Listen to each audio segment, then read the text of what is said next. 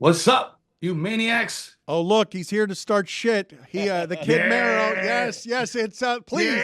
Yeah, let's do it now. Let's just start because it needs to be Knicks Heat in the playoffs. It needs to get there. And what do you, Mike? What's the matter with you? You already making faces of disgust back there? No. Yeah. Like a couple. Yeah. You are, Mike. Yeah, you are making faces of disgust, Mike. I heard you. We heard you last playoffs, Mike. I was. We heard you last playoffs, Mike. I was. The delusional Knicks fan, cursing Knicks fan. Oh, the guy that gets on there is like, oh, fuck out of here, Knicks all day. Da da da da. That's right. That's right. And we got a leg to stand on in 2024. 2023, I don't even know what year it is. I don't care. Here, now. It was 24. No, the face that I was making wasn't the typical Knicks fan disgust that I usually have wash upon my face. It's just the last 2 weeks of Terry Rozier being healthy have washed upon my face. And now I actually don't even have that much confidence that the Heat can make the playoffs. Okay, the Heat have not won against a big 500 team other than the Pistons in a while. Since Terry Rozier came back. Okay, and the Kid Mero here. Knicks fans frighten me for this reason. I mean, they're loud and obnoxious under all circumstances. They've been in pain for a long time, but man, they love Brunson and they've got so much hope. I think this is the most hopeful Knicks team I've seen this century. And Mero does a podcast with Mero does a podcast with Carmelo, and he might agree with what I'm saying. But I'm now having unreasonable arguments. I will not be subscribing. With Sam Morrill. Come on, Mike. Don't be a hater, Mike. Sub. Get them numbers up. Let's juice those numbers up. I do have a Dominican grandma, so she'll make me. Yeah. Come on. Shout out to La Doña. Doña Juana. Mero wants to be a Knicks correspondent for our show. I want him to be a Knicks correspondent for our show. Sam Morrill wants to be our Knicks correspondent, but this is where the delusion resides. Morrill's sitting here saying the Knicks can beat the Celtics. And I'm like, absolutely. What? No. Absolutely. Come on. Why can't what are you talking about? Why can't they? Exactly. Thank you. Why can't they? Yo, listen, I have a lot of experience with Kristaps Porzingis. You know what I mean? He has the durability of a hymen. Like, he's not built for this, bro. He's not built for this. He's not built for this. He's not built for a deep playoff run, and that's what Boston's trying to hang their hat on. Derek White, he finally cut his hair off, but it doesn't matter, bro. Doesn't matter. The only person out there with the tenacity to make it through a deep playoff run is Al Horford. My man. My man. Tigre. Es cierto. We're all scared of Al Horford. You're scared of me. I can't believe that we're weeks out here and you're going to be insufferable, right? Because you know it. Come on, Dan. You know, like Drake said, you know what it was when you signed up. Come on. I've been doing this for way too long. I have suffered. I used to, y'all know, I used to tweet the Knicks covered, so they won. They used to be like my solace. I don't have to do that anymore. Now I tweet the Knicks covered and they won. You know what I'm saying? Like, so I don't want to hear nothing about nothing. Also, the Heat Knicks series last time was very chippy. You know what I mean? And we were, you know what I mean? It was, I want to see that again. Just to send Jimmy home and say, yo, you started the season emo, you ending the season emo, my guy. You know what I mean? Terry Rozier, you look like you smoke menthols, bro, at halftime. Something's going on over there, man. There's something in the water, bro. Heat culture is corroding. Menthol. When's the last time that you hoped like this? Because you guys can be delusional, and the last 10 years of Knicks teams have had a lot of hope and not a lot of this kind of loud. That's true. But the difference is that I feel like, well, I'll say this. You mentioned very astutely that I do a web series called 7 p.m. in Brooklyn with the Carmelo Anthony, you know what I'm saying, Knicks legend. And the last time I was this hopeful for the Knicks was when it was the Heatles, 2012, 2013, and Carmelo, Tyson Chandler, J.R. Smith, scoring champ, defensive player of the year, 6 man of the year, respectively. Beat the Heat 3 out of 4 games in the season. And then Roy Hibbert decides to play like Shaq for 48 hours. You know what I'm saying? And that went to shit. But now there's real hope because it's not just the starting five that is like that there's hope in. You know what I mean? This team is deep. This team is deep, bro. And when Julius comes back, when OG comes back 100%, we are going to be a problem. There's nobody in the East that is fucking with us. I'll say it with my whole chest. No, not your whole chest. It needs to be a nipple, not the whole chest. A single my nipple. My big pepperoni nipples. No. My big Hershey Kiss nipples. No. Both of them. You can't say that. Can we go half the chest until they do something in the postseason? You can't say your whole chest at Boston. You got it, Stugotz. I would say 3/4 of my chest. Thank you. I appreciate it. 3/4 of my chest. I feel better now. Thank you. I mean, because it's too much. You guys can't, you got to be careful with this. For 20 years of bluster, it ends. You remember that season of great hope. Did you win a playoff game? Did you win one and confetti fell at 3-0? Is that what happened? Confetti Yes, that's what happened. That's what happened.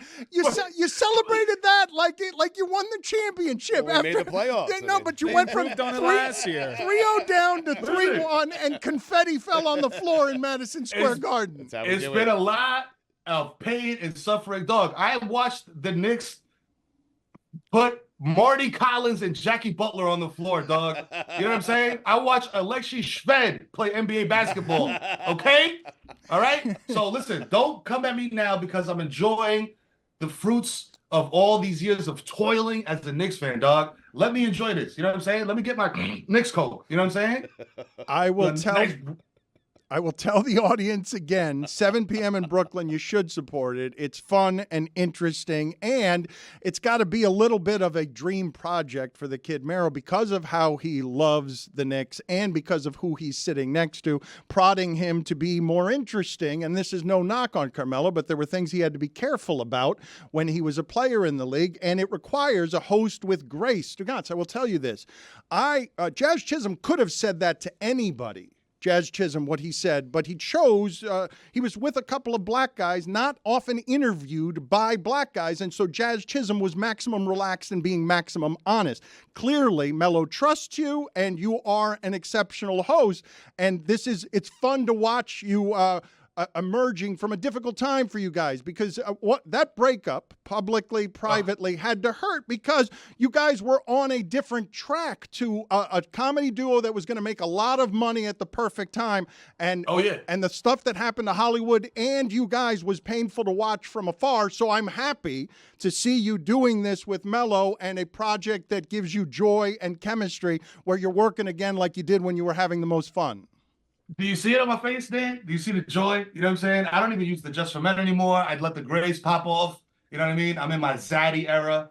I feel great. You know what I'm saying? I'm rejuvenated. I'm taking multivitamins every day. You know what I'm saying? I'm out here, man. I'm just doing it. I'm blessed. You know what I mean? And what is this? Is Jalen Brunson, would you dare tell Carmelo that Jalen Brunson is someone you now love more than you loved him at the maximum loving of Melo? I'll say this. I love Jalen Brunson. But I love Melo more, and this is why. Because when Melo was here, it felt like we weren't really building. You know what I'm saying? It felt like we were just getting guys and things were coming and going and things were happening. It didn't feel like we were building to something. You know what I mean? It felt like Melo was the Knicks. You know what I mean? Now Jalen Brunson is the Knicks, so to speak, but it's not, it's a team. You know what I mean? It's OG, it's Jalen, it's Jew, you know what I mean? It's everybody on the team. So it's not just, Melo. You know what I mean? That's why I love Melo, because Melo put that it was like a Pat Ewing thing, where it's just bro, who's your other guy? You know what I mean? No shots at Amari. I love Amari, but he never turned out to be that guy. So that's why I have no respect and love for Melo. And I love Jalen, but you know what I'm saying? Melo and I are the same age, you know what I'm saying? It's a generation too. You know what I mean? Jalen is a young buck. Melo was the team because we traded the entire team to get Carmelo Anthony. I mean, everybody says that, but I'm like, you want Danilo Gallinari right now? Where is he right now? He's playing in Russia with a faux hawk. Right. What are we talking about here? Wilson Chandler. We traded Wilson Chandler and a couple guys, and what happened? So what I ask Knicks fans is this, and I'll ask y'all this because you are very astute sports reporters. What would the Knicks have done adding Carmelo Anthony to Gallinari, Chandler, and what they had before they got rid of those guys from Melo? It would have been a logjam, bro. Come on, dog. We know the Knicks were dysfunctional as hell. The most important piece that they got wasn't Jalen Brunson. It wasn't You know what I mean? It wasn't OG. It wasn't any of these guys. It was World Wide West. All right. Listen, if you're going to be the Knicks correspondent for this show, I'm going to need you. Now, he's doing great, okay, but I'm going to need you to have at least a morsel of credibility as you spew all of this Melo propaganda all over the place.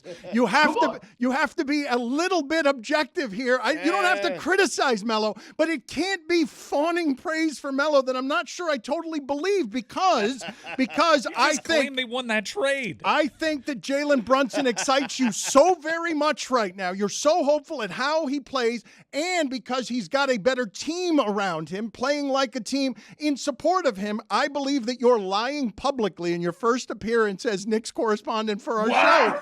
Because you work with Carmelo Anthony, I believe your excitement for Jalen Brunson in private moments, you would admit, feels more hopeful than the best of what you hoped for with Melo. Are you accusing me of pandering? Yes, and being bought, being bought and paid for. He's accusing you of it. I'm proud of you for doing it. I mean, it's a good business. It's a great business deal. I'll tell the people again. 7 p.m. in Brooklyn is clearly climbing up the charts because he's chosen the right partnership. But you're not being objective here or honest when you say that Jalen Brunson doesn't have you feeling. If you're telling me you could beat the Celtics right now. If you're telling me it's because you believe in Jalen Brunson more than you ever did in Melo. I believe in the Knicks. And this is the thing, Dave, this is a very important part, too. This is what we're leaving out. Melo played small forward. Jalen Brunson is a guard. If you have a good point guard, if you have a good floor general, that's like having a good quarterback. You know what I mean? Like, who's the last ass quarterback that won a Super Bowl? Trent Dilfer? You know what I'm saying? Like, Nick Foles. Peyton Manning. Peyton Manning. Yeah, he was. He was. The last year he was ass. Super Bowl 50. Terrible. Ass. 9 touchdowns, 17 interceptions that season. It was ass quarterback. Masuda. Might be the greatest quarterback to ever win a Super Bowl and the worst simultaneously. And the worst at the same time.